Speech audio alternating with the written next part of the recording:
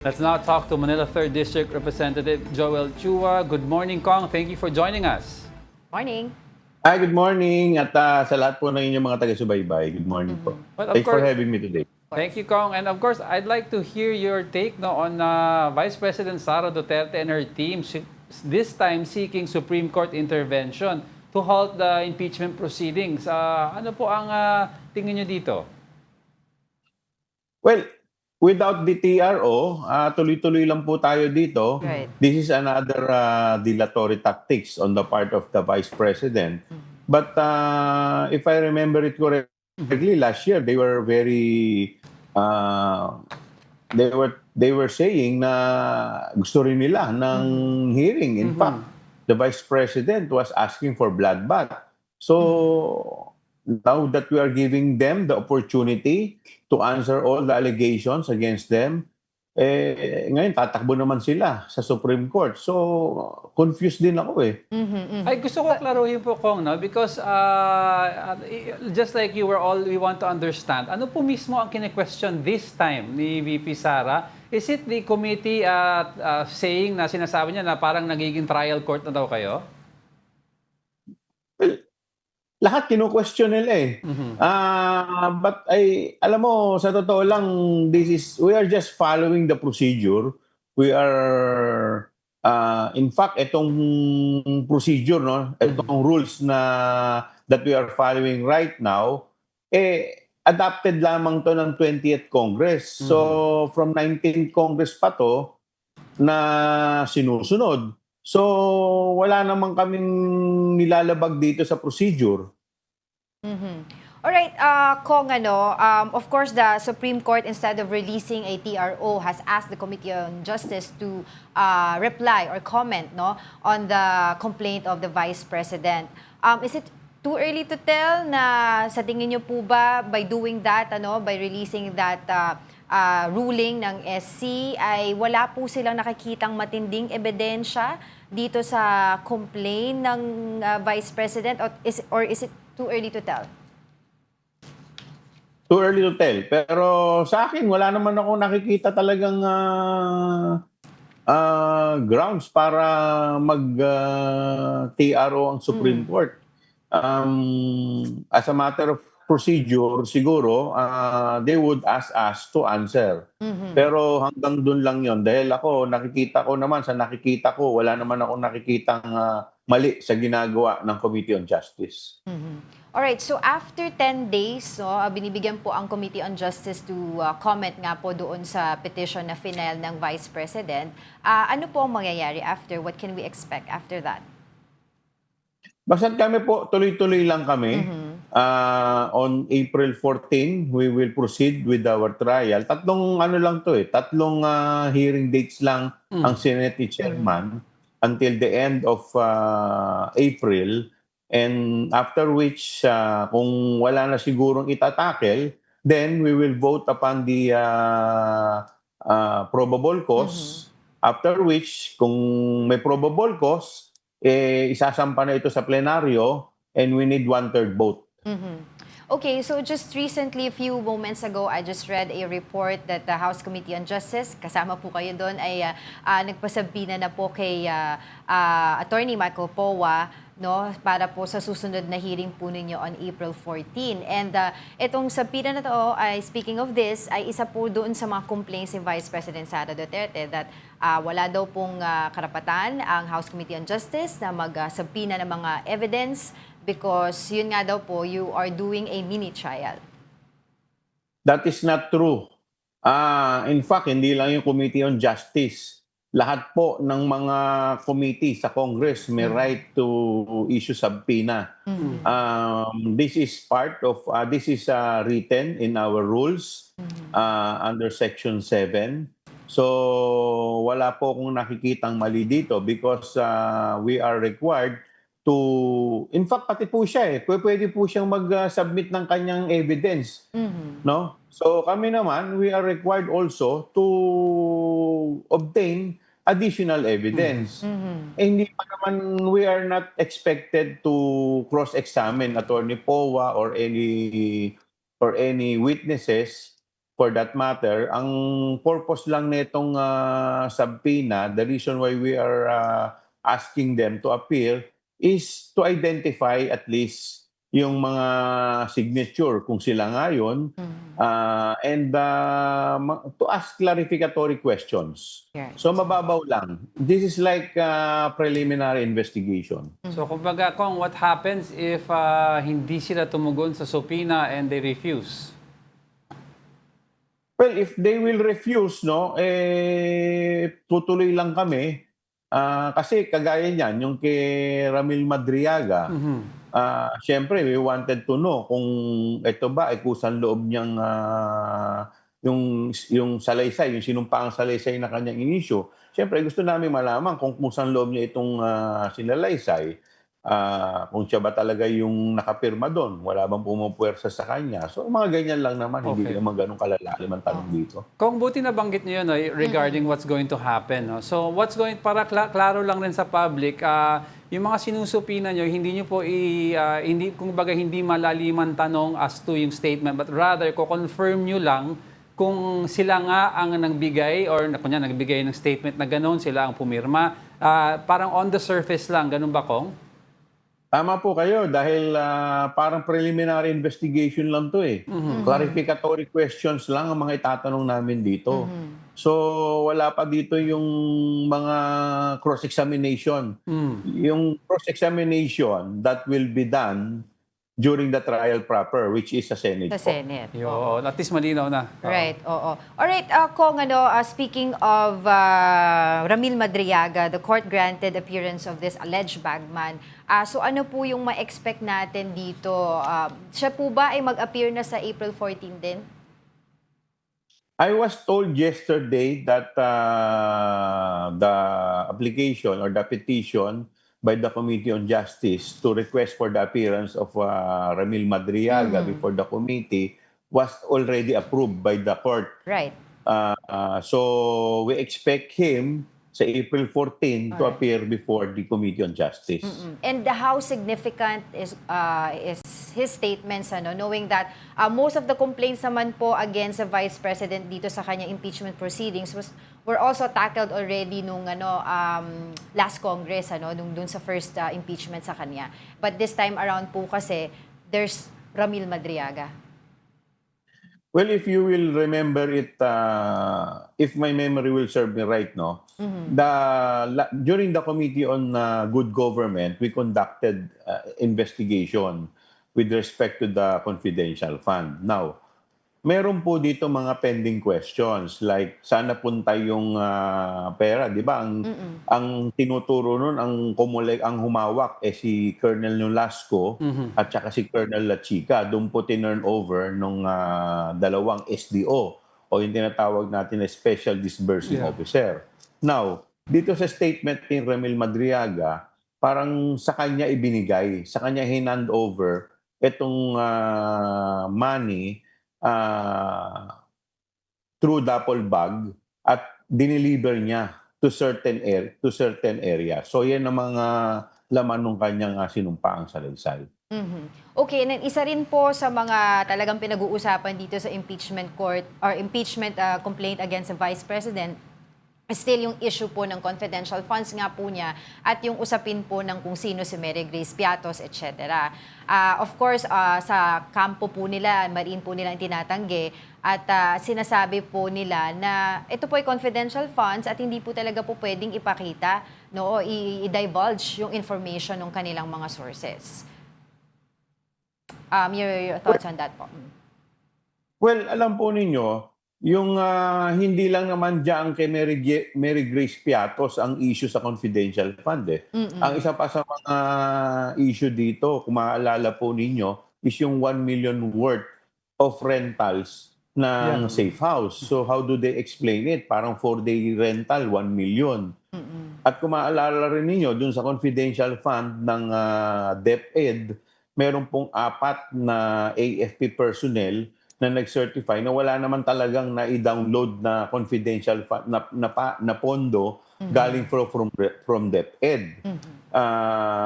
Although they were required to submit certificate. So, yan yung isa sa mga issue po dito sa confidential fund. Kung yung isang kini-question ng iba yung pag-ikot daw ng pera sa confidential funds ay mostly through the duffel bags, through cash. Labag din daw ito sa certain rules because dapat daw may paper trail, may either through electronic or through checks. Ano po ang tugon nyo dito? Not only that, hindi lang ang may hawak supposedly ng confidential fund is yung SDO. That's right. Yung tinatawag natin na Special Disbursing Officer. Now, the question is, bakit napunta yung confidential fund kay Nolasco, kay La Chica, at ngayon, kay May Madriaga pa? Oo. Yeah. So, ito yung mga katanungan na dapat sagutin nila. Right. Okay. So, can we also talk about po itong recent pagsasabina po no, sa PINA kay Attorney Powa? Ano po ba yung mga gusto po natin makuha from him? And there's also a discussion on him being one of the legal counsels of Vice President Sara Duterte, na sinasabi nila na medyo may conflict of interest doon because he can be a resource person as well for this case.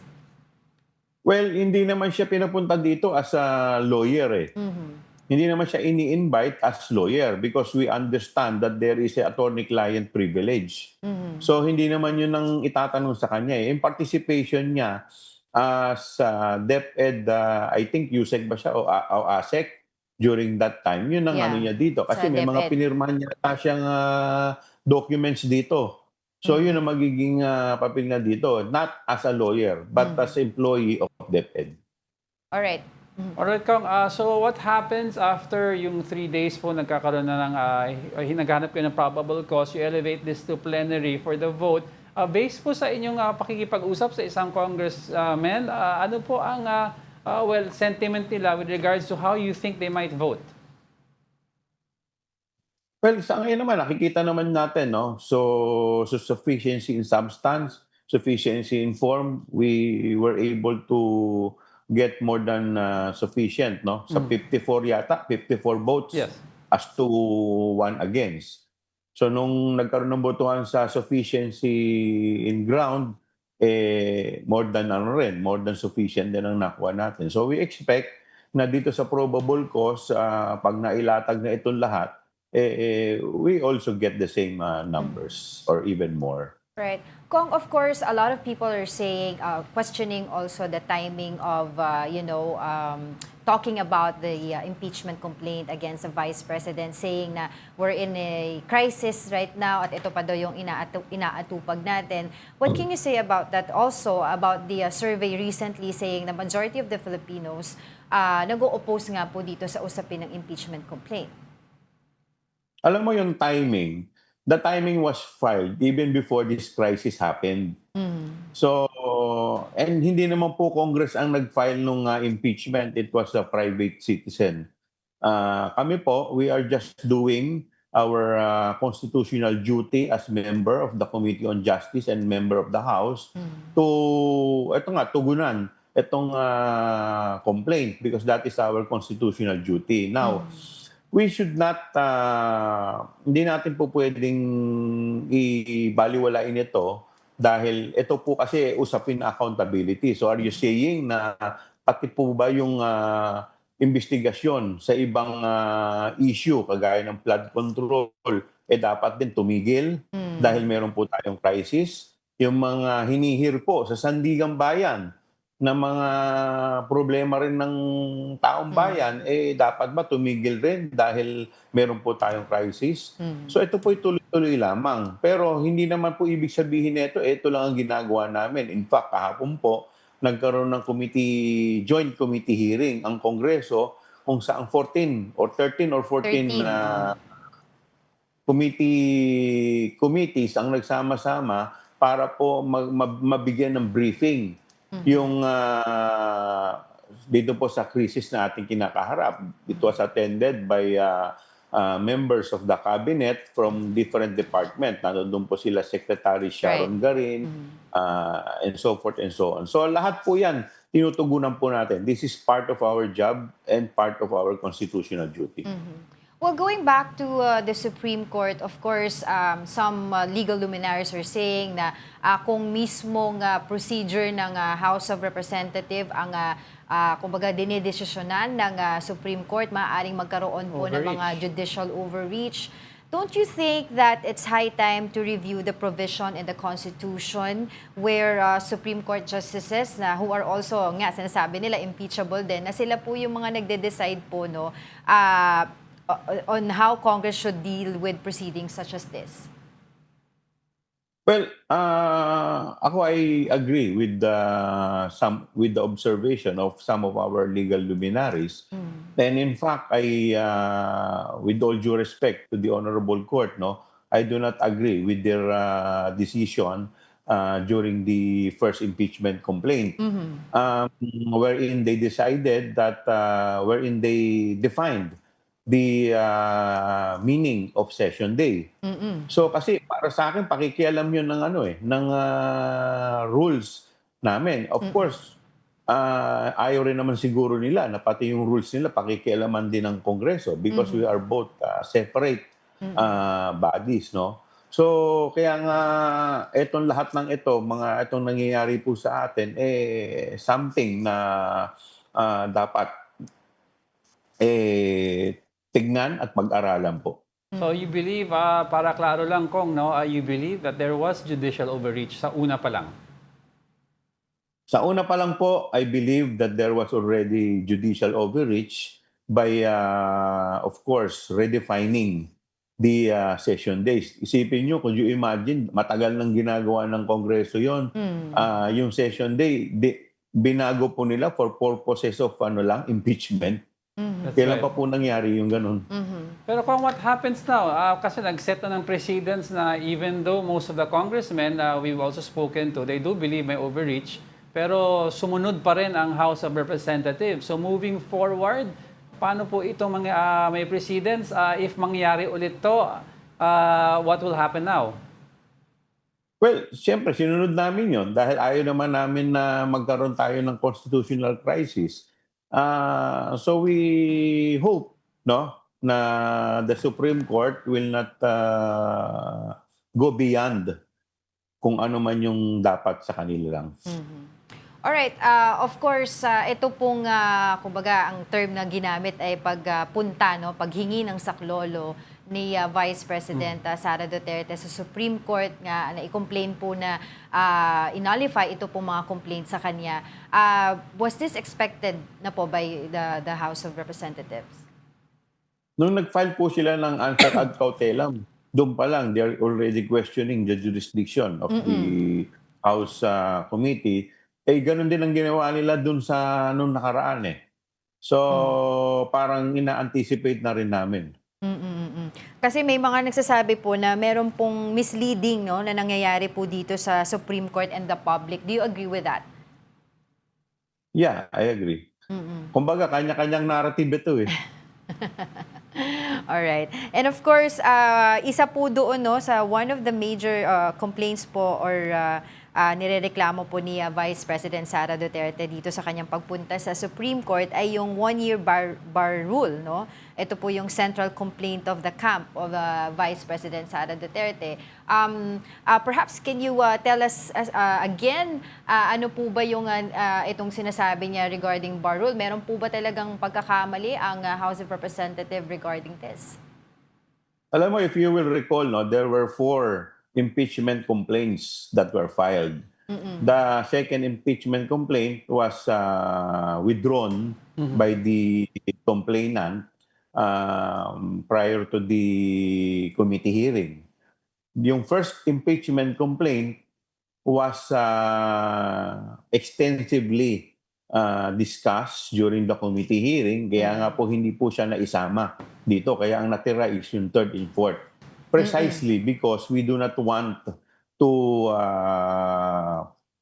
na magamit itong one-year bar rule again dito. Kasi nauna pa nilang i-final ang dun sa unang desisyon ng Korte Suprema, sinasabi doon dapat not earlier than February 6. Yes. But it was, I think, February 3 or 4, parang ganon. Yeah. So may issue Because dun po sa second Supreme Court decision, by redefining the word session day, Session no? day. Oo. Parang na-shorten yung period. It was not expressly revised, or it was not expressly stated during the second Supreme Court ruling na nire-revise nila yung first pronouncement nila na February 6. Right. So, kaya kami, naging maingat kami at ito talaga yung iningatan namin. Kaya nga po yung unang impeachment complaint ay hindi po namin na sinama dito. Oo. Alright, on that note, once again, maraming salamat po sa inyong oras. Manila 3rd District Representative Joel Chua. Good morning. Thank you po. Mabuhay po kayo.